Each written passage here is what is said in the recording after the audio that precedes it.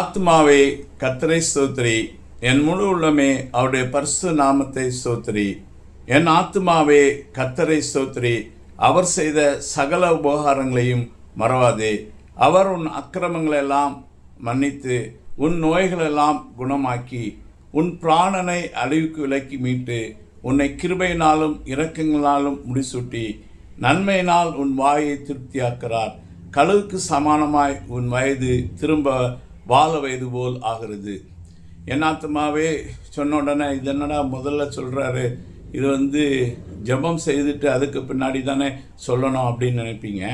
பொதுவாக நம்ம இப்போது ஜெபம் செய்த பின்னாடி இந்த என் ஆத்மாவே கர்த்தரை ஸ்தோத்திரி, என் முள்ளுலமே அவருடைய பரிசுத்த நாமத்தை ஸ்தோத்திரின்னு போட்டால், இப்போ நீண்ட ஜெபங்கள்லாம் நடந்திருக்கும்போது அதில் போர் அடித்தவங்களுக்கு அப்பாடா என் ஆத்மாவே போட்டு விட்டாங்க, அதோட ஜெபம் முடிய போகுது, நம்ம வீட்டுக்கு போகலாம் அப்படின்னு சொல்லிட்டு நிம்மதியாக நினைப்பாங்க.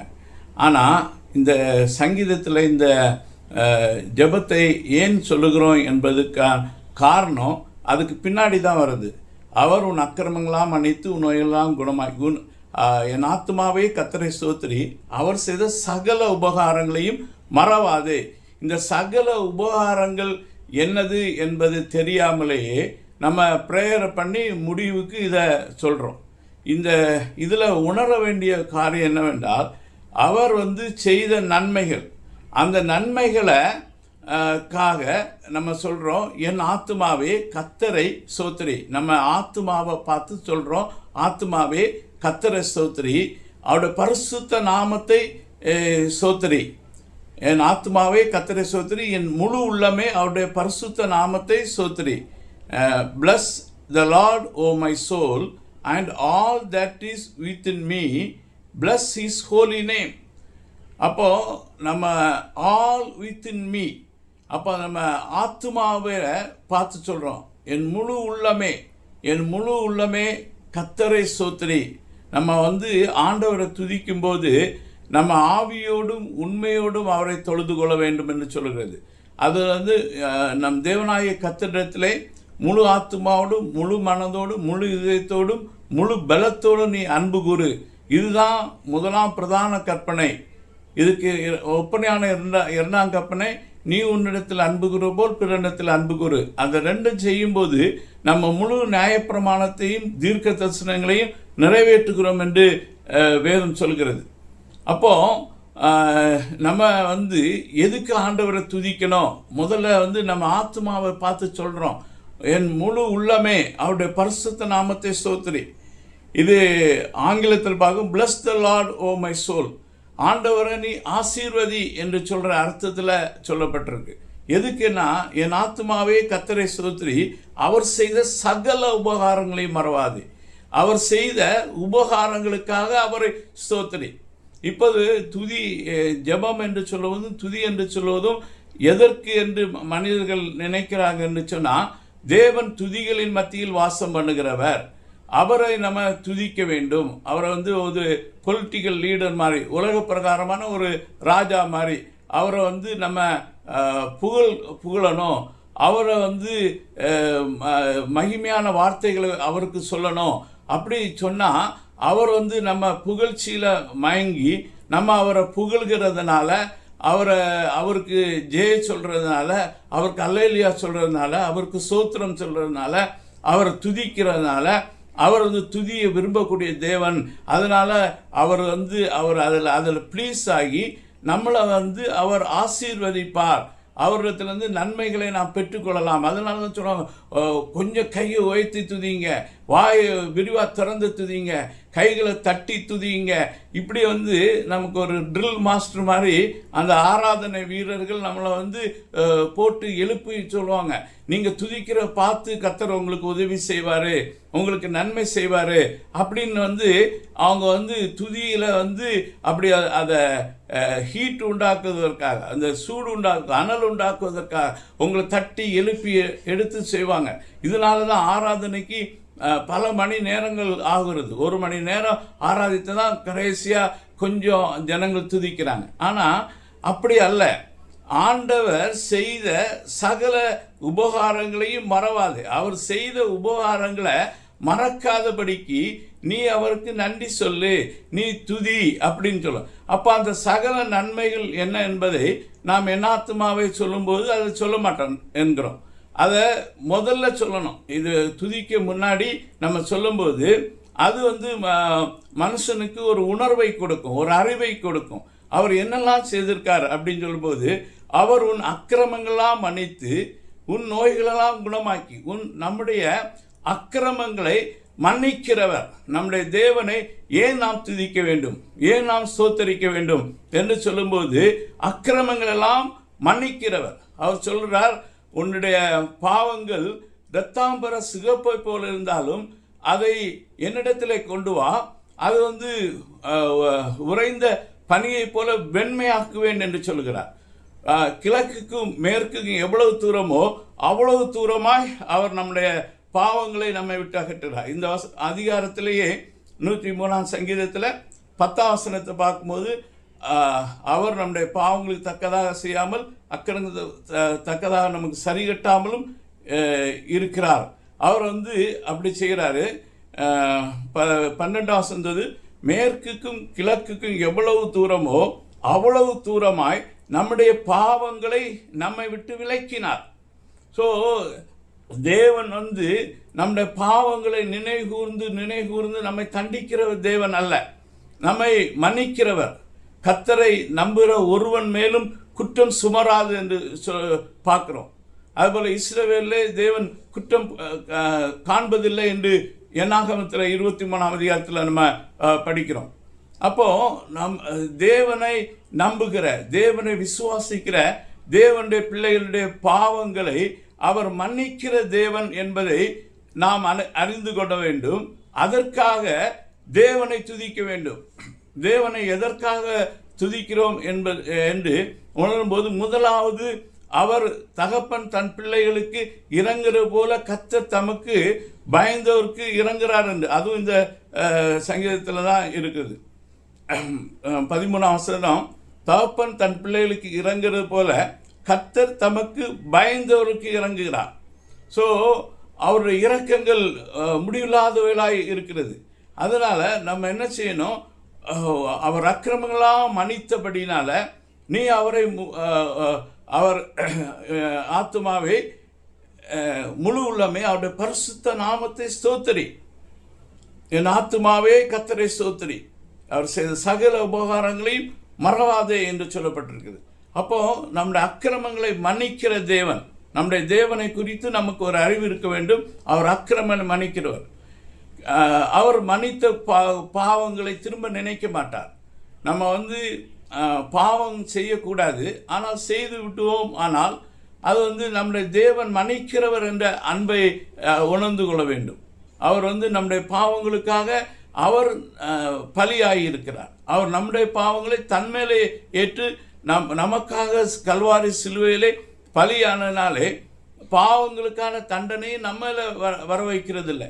அவர் பாவங்களுக்காக நம்முடைய மீறுதலுக்காக அவர் அடிக்கப்பட்டார், அவர் காயப்பட்டார், அவர் நொறுக்கப்பட்டார். அதனால அவர் நம்முடைய பாவங்களை மன்னிக்கிறார். வேதம் சொல்கிறது, இது எத்தியோப்பியன் தன் தோலையும் சிவிங்கி தன் புள்ளிகளையும் மாற்றக்கூடுமானால் தீமை செய்து பழகின நீங்கள் நன்மை செய்வீர்கள் என்று சொல்லப்பட்டிருக்கு. அப்படி நம்மளால முடியாதுதான் என்பது அவர் தெரிந்துதான் அவர் நம்முடைய பாவங்களுக்காக அவர் பலியானார். அதனால நம்முடைய அக்கிரமங்களை மன்னிக்கிற தேவன். தேவனுடைய அன்பை ஒருபோதும் நீங்கள் டவுட் பண்ணாதுங்க. செய்த பாவமானாலும் அதுக்கு நம்ம ஒன்றும் செய்ய முடியாது. ஆண்டவர்கிட்ட மன்னிப்பை கேட்க முடியும். ஒருவேளை நாம் யாருக்காவது அந்த பாவத்தினால நஷ்டம் உடையதுனா அதை திருப்பி செலுத்த முடியும். அது ரெண்டையும் நம்ம செய்து விட வேண்டும். அதுதான் மனம் திரும்புதல் என்று சொல்கிறது. அவர் நம்முடைய பாவங்களை மன்னிக்கிற தேவன். அவர் மன்னித்து விட்டார் என்றால் அது கிழக்குக்கு மேற்கு எவ்வளவு தூரமோ அவ்வளோ தூரமாக நம்மை விட்டு அகற்றி விடுகிறார். அதை நினைவு கூர்ந்து கொண்டே இருக்க மாட்டார். அதை தன்னுடைய முதுகு பின்னாடி அவர் எரிந்து போடுகிறார். அதனால என் ஆத்துமாவே கர்த்தரை நீ ஸ்தோத்திரி, என் முழு உள்ளமே அவருடைய பரிசுத்த நாமத்தை ஸ்தோத்திரி என்று நம்ம சொல்கிறோம். ரெண்டாவது, உன் நோய்களெல்லாம் குணமாக்கி. இது அடுத்து நம்முடைய நோய்கள், இதுதான் மனிதனுக்கு பெரிய பிரச்சனைகள். பாவமும் நோயும் வந்து அடுத்தடுத்து வருகிறது. பாவம் பெரும்பாலும் நோய்களுக்கு காரணமாக இருக்கிறது. சாத்தான் நம்முடைய வாழ்க்கையிலே, நம்முடைய சரீரத்திலே கிரியை செய்து நம்முடைய அவயவங்களிலே வியாதியை கொண்டு வருவதற்கு நம்ம திறந்து விடுகிற கதவு, திறந்து விடுதல் ஜன்னல் போலப்பட்டது தான் பாவம் என்று சொல்வது. ஒவ்வொரு பாவமும், ஒவ்வொரு அநீதியும், ஒவ்வொரு கட்டளைகளை நாம் மீறுகிறதும் போது நாம் சாத்தானுக்கு டோரை திறக்கிறோம். அதனால் அவன் நம்முடைய வாழ்க்கையில் வந்து நமக்கு நோய்களை கொடுக்கிறான், வியாதிகளை உண்டு பண்ணுகிறான், விபத்துகளை உண்டு பண்ணுகிறான், நமக்கு விரோதமாக காரியங்களை செய்கிறான்.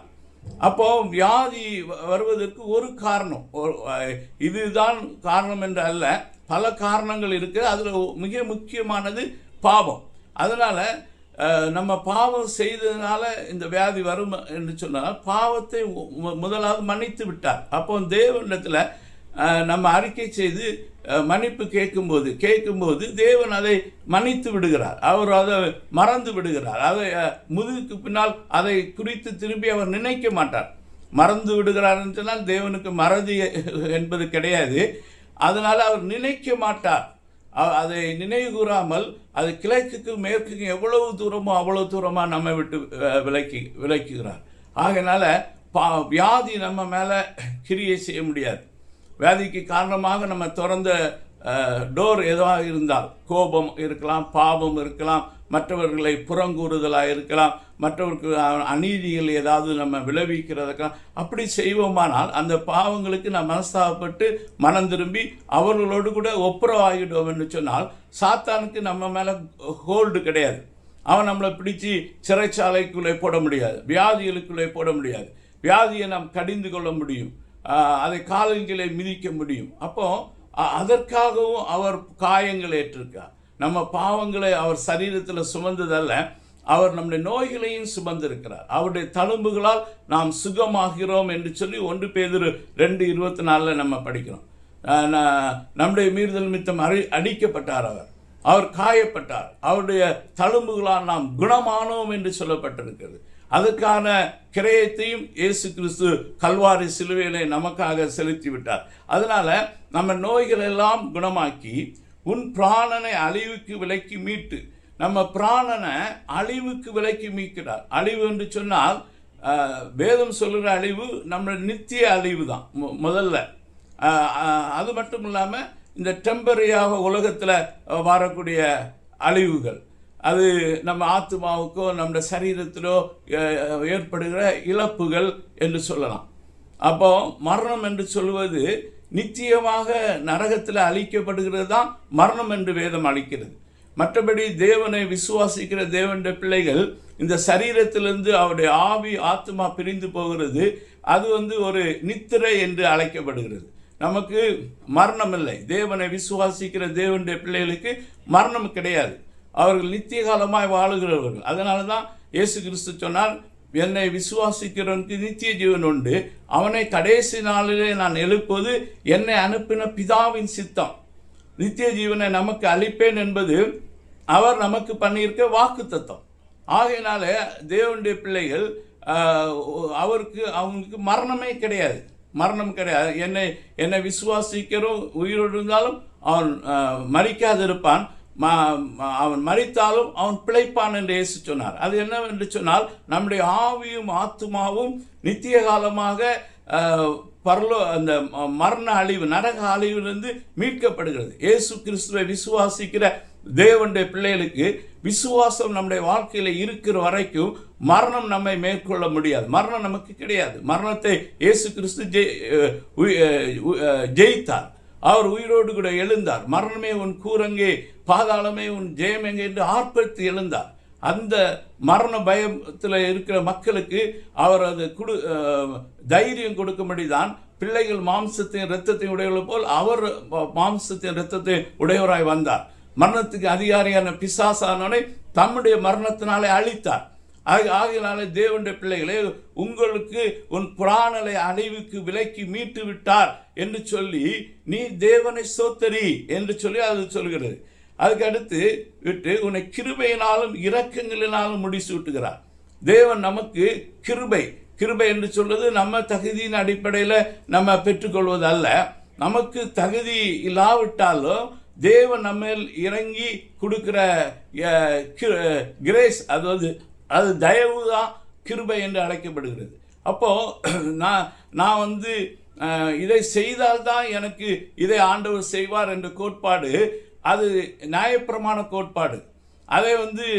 அது நம்ம விசுவாசிக்க கூடாது.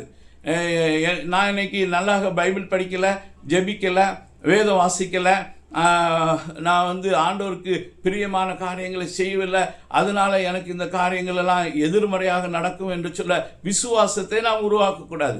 நம்முடைய செய்கைகள் அல்ல, நம்ம செய்கிற நல்லது செய்தாலும் அதன் மேல் நம்பிக்கை வைக்கக்கூடாது, நம்ம தீமையை செய்தனால் அதன் மேலே நம்பிக்கை வைக்கக்கூடாது. நம்முடைய விசுவாசம் தேவனுடைய கிரியைகள் மேலே இருக்க வேண்டும். அந்த கிரியைகளால் தான் அந்த இரக்கங்களும் கிருபையினாலும் இரக்கத்தினாலும் அவர் முடிசூட்டுகிறார். அவர் நம்ம வைத்திருக்க அன்பின் நிமித்தம்தான் அவர் நமக்கு எல்லா நன்மைகளும் செய்கிறார். அதனால கிருபை நாம் பாத்திரவான்களாய் காணப்படுகிறோம். அப்போ தேவனை விசுவாசிக்கிற ஒவ்வொரு தேவ பிள்ளைகளும் ஆண்டவர் கிருபையினாலும் இரக்கங்களினாலும் முடிசூட்டி இருக்கிறார். அதனால தான் அவர் சொல்றார், தைரியத்தோடு கிருபாசனத்தை வாங்க, இரக்கத்தை பெறவும் ஏற்ற சமயத்தில் சகாயம் செய்யும் கிருபை அடையவும் நீங்க தைரியத்தோடு கூட கிருபாசனத்தை அணுகுங்கள் என்று எபிரேயர் 4:16 சொல்லுகிறார். நம்ம தேவனுடைய பிள்ளைகள் என்ன செய்ய வேண்டும் என்று சொன்னால் அந்த இரக்கம், தைரியம், அதை குறித்து பயப்படக்கூடாது. தேவனுடைய இயேசு கிறிஸ்துடைய கிரியையினால தான் நாம் ரட்சிக்கப்பட்டிருக்கோம், நாம் மீட்கப்பட்டிருக்கோம். அதனால நமக்கு இரக்கமும் கிருபையும் அதிகமாக தேவனுடைய சமூகத்தில் இருக்கிறது. நம்ம சுகம் பெறுவதற்கும் நம்முடைய காரியங்கள் வாய்க்கிறதுக்கும் நாம் செய்வதெல்லாம் வாய்க்கிறதுக்கும் நம்முடைய தொழில்கள் ஆசீர்வதிக்கப்படுவதற்கும் பிள்ளைகள் ஆசீர்வதிக்கப்படுவதற்கும் நல்ல பதவிகளை அடைவதற்கும் எல்லா காரியத்திலும் நாம் உன் ஆத்துமா வாழ்ந்ததுக்கு நாம் செழிப்பாய் இருப்பதற்கும் காரணம் நம்முடைய கிரியைகள் அல்ல, அது தேவனுடைய கிரியை. இயேசு கிறிஸ்து நமக்காக செய்து முடித்த கிரியை தான் அது கிருபையாக நமக்கு வருகிறது. உன்னை கிருபையினாலும் இரக்கங்களினாலும் முடிசூட்டி இருக்கிறார்னு நம்ம கிரீடமா நம்ம தலையின் மேல இரக்கம் கிருபை இருக்கிறது. அந்த எஸ்தர் ராணி அவங்க ராஜாவுடைய சமூகத்தில் பிரவேசிக்க வேண்டுமென்றால் அவருடைய புருஷன் தான் ராஜாவாக இருக்கிறார். ஆனால் அவர் அந்த செங்கோலை நீட்டினால் அவளுக்கு உயிர் கிடைக்கும், அல்லாவிட்டால் நீட்டாவிட்டால் அவளுடைய மறிக்க வேண்டும். அப்படிப்பட்ட சட்டம் ராஜாவின் சமூகத்தில். அப்போ அவள் ஜெபம் பண்ணிட்டு தேவனுடைய கண்களில் கிருபை, அவர் கண்களில் கிருபை கிடைக்கணும்னு சொல்லி அழைக்காமலே அவருடைய சமூகத்தில் பிரவேசிக்கிறார். அப்போ அவர் சொல்கிறார், எஸ்தர் ராணியே, உனக்கு என் கண்களில் கிருபை கிடைத்தது, நீ ராஜ்யத்தின் பாதியை கேட்டாலும் நான் உனக்கு தருகிறேன் என்று சொல்லுகிறார். அதுதான் தேவன் நமக்கு பாராட்டுகிறார். நம்ம தேவ சமூகத்தில் போகும்போது தேவன் நம்ம மேல கோபமா இல்லை, நம்முடைய கிரியையினால அவர் கோபமா இருக்கிறார், எரிச்சலா இருக்கிறார், அவர் உண்மை தண்டிப்பார், அப்படி நீங்க பயப்படவே கூடாது. அன்பான தேவன் அவருடைய அன்பை நம்பி நாம் தேவ சமூகத்தில் போகும்போது தேவன் நம்மை கிருபையினாலும் இரக்கங்களினாலும் முடிசூட்டுகிற தேவனாய் இருக்கிறார். கிருபையினாலும் இரக்கத்தினாலும் முடிசூட்டி நன்மையினால் உன் வாயை திருப்தியாக்குறார். ஆண்டவர் நல்ல காரியங்களால நம்முடைய வாயை திருப்தியாக்குறார். முதலாவது வாயில தேவனுடைய வார்த்தைகளை அவர் வைக்கிறார், தேவனுடைய ஞானத்தை வைக்கிறார், புத்தியை வைக்கிறார், அவர் விவேகத்தை வைக்கிறார். அதெல்லாம் நம்முடைய நாவு பேசும்போது நம்முடைய வாயிலிருந்து கிருபை நிறைந்த வார்த்தைகள் வெளிப்படும். அது முதலாவது. இரண்டாவது, வாயில நன்மையினாலும் கிருபையினாலும் அவர் நன்மையினால் வாயை திருப்தியாக்குறாருன்னா நம்ம சாப்பிடுகிற ஆகாரங்கள், நமக்கு நல்ல பொருட்களை தேவன் சாப்பிடக்கு தருகிறார். நல்ல பொருட்களை நாம் நியூட்ரிஷன் நிறைந்த பொருட்களை நாம் உண்பதற்கு தேவன் தருகிறவராயிருக்கிறார். அதனால நாம் தேவனை ஸ்தோத்திரிக்கிறோம். இப்போ இந்த ஆராதனை கான்செப்ட் எப்படி கொண்டு வர்றாங்கன்னா, நீ நல்லா ஆராதித்தா, நீ அவருடைய சமூகத்தில் ரொம்ப சத்தமாக பாடினா, கைகளை தட்டினா, நீ நடனம் ஆடினா, ஆண்டவர் உண்மையில ப்ளீசிங் ஆகி உன்னை அவர் ஆசீர்வதிப்பார் என்று ஆராதனை வீரர்கள் நமக்கு ஆராதனை பற்றி சொல்லித்தராங்க. ஆனால் வேதத்தை பார்த்தீங்கன்னா ஆராதனை என்று சொல்வது அதனால உண்டாகிறது அல்ல. ஆராதனை கர்த்தர் நமக்கு செய்த நன்மைகளை நினைத்து தேவனை துதிக்கிறது. கர்த்தருடைய ஒவ்வொரு செயல்களையும் எண்ணி எண்ணி தேவனுக்கு நன்றி சொல்வது. அது நம்ம இருதயத்திலிருந்து முழு இருதயத்தோடும் முழு ஆத்மாவோடும் முழு பலத்தோடும் கூட அது தேவ சமூகத்தில் நாம் களி கூறுவதுதான் நம் ஆராதனை என்பது. அப்போ இப்படி நம்ம தியானிக்கும் போது தேவன் நமக்கு செய்த நன்மைகளை நாம் தியானித்து தேவனை துதிக்கும் போது நம்மளை துதிக்கிறதுக்கு ஒருவர் நின்று நடத்தணும்னு அவசியம் கிடையாது. ஒருவர் நமக்கு லீட் பண்ணணுன்ற அவசியம் கிடையாது. அப்போ அங்கே ஆட்டோமேட்டிக்காக இருதயம் மகிழ்ச்சியினால பொங்கி நாம் அநேக பாடல்களை பாடி தேவனை துதிக்கிறவர்களாக இருப்போம். நம்ம அந்த துதி என்று சொல்லுவது நம்ம ஞாயிற்றுக்கிழமை 2 மணி நேரம் போய் தேவனை ஆராதிக்கிற அந்த வேளையில் மட்டும் நம்ம துதிக்கிறது கிடையாது. நம்ம இடைவிடாமல் தேவனை துதிப்போம். நம்முடைய இருதயம் எப்பொழுதும் நன்றியால் பொங்கி வழிந்து கொண்டே இருக்கும். தேவனை துதித்து கொண்டே இருப்போம், தேவனுக்கு நன்றி சொல்லிக்கொண்டே இருப்போம், தேவனோடு கூட பேசிக்கொண்டே இருப்போம். அதுதான் தேவனோடு கூட உறவாடுகிற ஒரு வாழ்க்கை, தேவனோடு கூட இணைந்து இருக்கிற ஒரு வாழ்க்கை, தேவனோடு இசைந்து இருக்கிற வாழ்க்கை. நம்ம தேவனை ஆராதிக்கிறது வாரத்தில் 2 மணி நேரம் அல்ல, நம்முடைய வாழ்க்கையினாலே தேவனை ஆராதிப்பது, எதுக்கும் தேவனுக்கு ஸ்தோத்திரம் செலுத்துவது, அவருக்கு துதியை செலுத்துவது, அவரை நாம் மகிமைப்படுத்துவது, அதுதான் நம்முடைய வாழ்க்கையிலே எப்பவும் வரும். தேவன் நமக்கு செய்த நன்மைகளை நினைத்து, நன்மையினாலும் வாயை நன்மையினால் நல்ல ஆகாரங்களை தேவன் நமக்கு தருகிறார், நல்ல சத்துள்ள உணவுகளை தருகிறார்.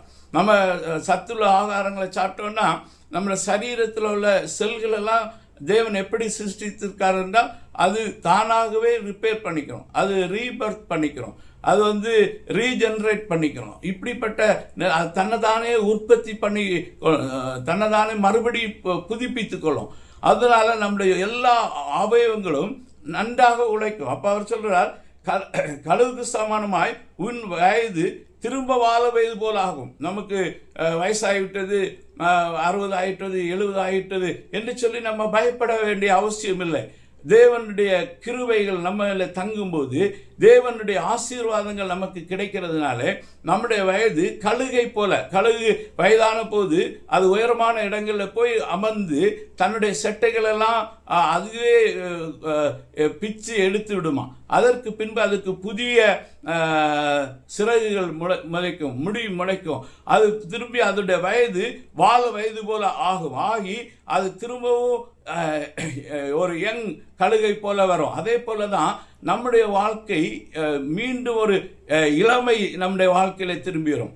அதுக்கு உதாரணம் பைபிளில் இருக்குது.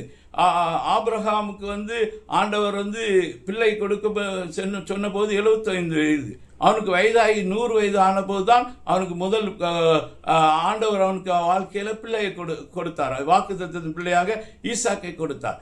அவனுடைய உடம்பு ரீஜுனேட் ஆனதுனால, புதுப்பிக்கப்பட்டபடினால அவன் அதற்கு பின்பு 75 ஆண்டுகள் உயிரோடு கூட வாழ்ந்து 125 ஆண்டுகள் அவன் வாழ்ந்தான், பலத்தோடு கூட இருந்தான். அவன் சாரால் மரித்த பின்பு அதற்கு பின்பு சில மனைவிகளை அவன் கூட கல்யாணம் பண்ணினான், பிள்ளைகளை பெற்றெடுத்தான். அவ்வளவு தூரம் அவன் உடம்பு இளமையானது. மோசே 80 வயதில் நான் திக்குவாய் மந்த புத்தியோனவன், என்னை கொண்டா நீர் பார்வோனிடத்திலிருந்து அந்த ஜனங்களை ரட்சிக்க போகிறீர், எனக்கு முடியாது என்று சொன்னான். அவனை கூப்பிட்டு அவனை அனுப்பின போது தேவன் அவனை புதுப்பித்ததுனால அவனுக்கு 120 வயது வரைக்கும் அவன் மலையில் ஏறி போய் மறிக்கிற அளவுக்கு அவனுக்கு கால்கள் ஸ்ட்ராங்காக இருந்தது. அவனுடைய கண் மங்கவில்லை என்று சொல்லி பார்க்குறோம். அதே போல் காலேப்பு தன்னுடைய 82வது வயதில் சொல்கிறான், 40 வயதில் இருந்த பலம் எனக்கு இப்பவும் இருக்கிறது, மலை தேசத்தை எனக்கு கொடுங்க. வேதத்தில் ஏராளமான மக்களுடைய வாழ்க்கையை நம்ம பார்க்க முடியும். அதே போல நம்முடைய ஆயுசு நாட்களை தேவன் பலப்படுத்துவார். நமக்கு நீண்ட ஆயுசை தேவன் தருவார். அதனால வாழுவது போல் ஆகிறது என்று சொல்லி இதுல 6 ஆசீர்வாதங்கள் ஆண்டவர் சொல்லி இருக்கிறார். இந்த ஆசீர்வாதங்களை நீங்க அவர் செய்த சகல நன்மைகளையும் மறவாதே என்று சொல்லி நம்முடைய ஆத்துமாவையும் நம்முடைய முழு இதயத்தையும் தேவனை துதிக்க செல்ல வேண்டும். அப்படி என்றால் இந்த சங்கீதத்தை நம்ம ஆராதனை பண்ணுவதற்கு முன்பாக வாசித்து தியானிக்க வேண்டும். இந்த வார்த்தைகளை நம்ம இருதயத்தில் கொண்டு வர வேண்டும். நம்ம ஆத்துமாவை பார்த்து சொல்ல வேண்டும். அப்போது நமக்குள்ளேயே ஒரு அனல் மூணும். கர்த்தர் இவ்வளவு நன்மைகளை நமக்கு செய்திருக்கிறார், அவர் செய்த நன்மைக்காக தேவனை துதிக்க வேண்டும். உண்மையான முழு இருதயத்தோடு, முழு ஆத்துமாவோடு, முழு பலத்தோடு கூட நாம் தேவனிடத்தில் அன்பு கூற வேண்டும். இந்த ஆராதனை கான்செப்டை தவறுதலாக ஜனங்கள் புரிந்து இருக்கிறார்கள், தவறுதலாக புரிய வைக்கிறார்கள். நீங்கள் கையை தட்டு அப்படின்னா தேவன் ஏதோ கூட ஒரு 5 ரூபா கொடுக்கறது பதில் 50 ரூபா கொடுப்பாரு. நீ வாயை திறந்து நல்லா சொல்லு அப்போ 100 ரூபாய்க்கு பதில் 1000 ரூபா தருவார் அப்படின்னு சொல்கிற மாதிரி அவங்க கொச்சைப்படுத்துகிறார்கள். அப்படிப்பட்டவர்களாக நம்ம கிடையாது. நம்ம இந்த கட்சிக்காரங்கள் மாதிரி, மனிதன் மாதிரி நம்ம தேவனை நினைக்கிறோம். தேவன் அப்படிப்பட்டவர் அல்ல. தேவன் நமக்கு செய்த நன்மைகளுக்காக தான், நன்மையிலிருந்து தான் நம்ம கொடுக்க சொல்கிறார்.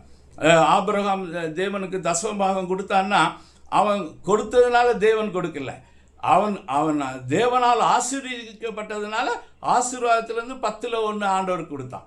தேவன் நமக்கு நம்முடைய சோர்ஸா, நம்முடைய ஆசீர்வாதத்தின் ஊட்டாய் உறைவிடம் அவர் நமக்கு இருக்கிறார். நமக்கு கொடுக்கிறதுலேருந்து அவர் திரும்ப கொடுக்க சொல்ல எதற்கு கூட அவருக்கு பணம் தேவை என்று கொடுக்க சொல்லலை. நம்மளை நம்ம மாதிரி ஏழையாக இருக்கிறவங்களுக்கு ஊழியம் செய்கிறவங்க, வேலை செய்யாமடி ஊழியம் செய்கிறவங்களுக்கு அவங்களுக்கு தேவைகளை சந்திக்கும்படி நம்ம கொடுக்க சொல்லுவார். ஏழைகளுக்கு கொடுக்க சொல்லுவார், திக்கெட்ட பிள்ளைகளுக்கு கொடுக்க சொல்லுகிறார். அது மட்டுமல்ல, அது ஒரு விதை நெல் மாதிரி. நம்ம விதைக்கும் போது தான் அது திரும்பவும் நமக்கு நிறைய அறுவடையை கொண்டு வருகிறது. அதை நமக்கு பயிற்றுவிக்கிறார். நம்மையும் கொடுக்கிறவங்களாக மாற்றுகிறார். தேவன் தன்னை போலவே நம்மை மாற்றதான் விரும்புகிறார். அவர் கொடுக்கிறவர், அதே போல நம்மவும் கொடுக்க சொல்கிறார். அமிக்கி குலுக்கி கொடுங்கள் என்று சொல்லுவது காணிக்கை கொடுப்பதற்கு ஆண்டவர் சொல்லலை. அது தர்ம சகாய பணங்கள். ஏழைகளுக்கு கொடுக்கும்போது, விதவைகளுக்கு கொடுக்கும்போது, திக்கெட்ட பிள்ளைகளுக்கு கொடுக்கும்போது, அப்படி நம்ம கொடுக்கும்போது தேவன் நமக்கு கொடுத்ததை திரும்ப கொடுப்பார். ஏழைக்கு இறங்குறவன் கர்த்தருக்கு கடன் கொடுக்கிறான் என்று சொல்லி பார்க்கிறோம். கொடுக்குதுன்னு சொல்லும்போது இந்த பணக்கார மக்களுக்கு கொண்டு போய் திரும்ப அவங்களுக்கு தசமபாகம், அது நாங்கள் எங்கள் சபைக்கு மட்டும் தான் கொடுப்போம், எங்கள் போதகருக்கு தான் கொடுப்போம் அப்படின்னு சொல்லிட்டு ஒரு சிலர் நினைக்கிறாங்க. அப்படியெல்லாம் கிடையாது. நீங்கள் போதிக்கப்பட்டதுனால் அவரால் ஆசீர்வதிக்கப்பட்டிருக்க, நீங்கள் உங்கள் ஆசீர்வாதத்தில் சிறந்ததை நீங்கள் உங்கள் போதகருக்கு கொடுக்கலாம். ஆனால் ஆயுசு முழுவதும் அவருக்கு தான் கப்பம் கட்டணும் அப்படின்னுலாம் ஒன்றும் கிடையாது.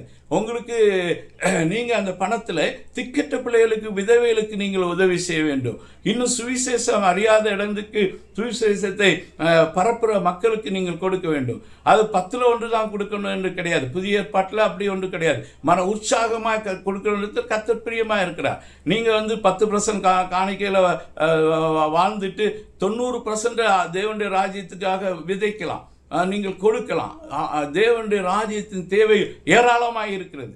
அந்த ஏழைகளுக்கு, திக்கெட்ட பிள்ளைகளுக்கு, விதவைகளுக்கு, சுவிசேஷம் அறிவிக்கப்படாதவர்களை அறிவிக்கிறவர்களுக்கு, இதற்காக நீங்கள் வாரி இறைத்து விடுத்தடைவாரம் உண்டு, பிசினித்தனம் பண்ணி கஞ்சத்தனம் பண்ணி வறுமை அடைவாரம் உண்டு என்று சொல்கிறேன். நம்ம அமுக்கி குறுக்கி சரிந்து விழும்படி நன்றாக கொடுக்கலாம். ஆனால் இதை இந்த சபைகளை கொண்டு போய் கொட்டி குரோர் கணக்கில், கோடிக்கணக்கான பணத்தில் இதை தேவனுடைய ஆலயத்தை கட்டுறான். அது ஆலயம் அல்ல, அது ஜெப வீடு.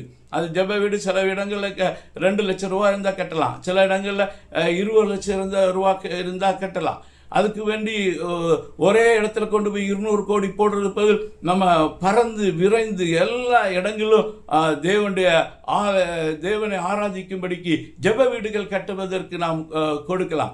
ஏழை ஊழியர்களுக்கு கொடுக்கலாம், திக்கெட்ட பிள்ளைகள், விதவைகளுக்கு கொடுக்கலாம். இப்படி நம்ம கொடுக்கும்படி தேவன் விரும்புகிறார். அதுதான் கொடுக்கிறது. இது ஆண்டவரிடத்தில் பெற்றுக்கொள்ளும்படியாக தேவனை துதிக்கிறது என்ற நிலைமையை மாற்றுங்க. தயவுசெய்து சபை தலைவர்கள் இதை போதியுங்க. ஜனங்கள் பிச்சைக்காரங்களாக ஜனங்களை மாற்றாதுங்க. ஜனங்கள் ஆசீர்வதிக்கப்பட்டதிலாக மகிழ்ச்சியாய் சந்தோஷமாய் தேவனை துதிக்கிறவர்களாய் அவங்கள மாற்றுங்க. அவங்க பிள்ளைகள், அவங்க ராஜகுமாரர்கள் குமாரத்திகள் என்ற உணர்வோடு விசுவாசிகளை நடத்துங்க. விசுவாசிகள் பிச்சை கேட்குறவங்க மாதிரி பிச்சைக்காரங்களாக ஆண்டவர் உருவாக்கல. விசுவாசிகளை தேவன் தன்னுடைய மகனாக மகளாக பார்க்கிறார். தேவனுடைய பண்ணையாக மாளிகையாக அப்போஸ்தலனாகிய பவுல் அவர்களை பார்த்தான். அதே போல நாமும் விசுவாசிகளை உயர்வாக கருதி அவர்களை ஆண்டவரிடத்தில் பிச்சை கேட்குற மாதிரி கெஞ்ச வைக்காதபடிக்கு அவங்க மன நிறைவோட சந்தோஷத்தோட தேவனை துதிக்கும்படியாக, தேவனுக்கு நன்றி செல்லும்படியாக நாம் ஆராதனையை பயன்படுத்துவோம்.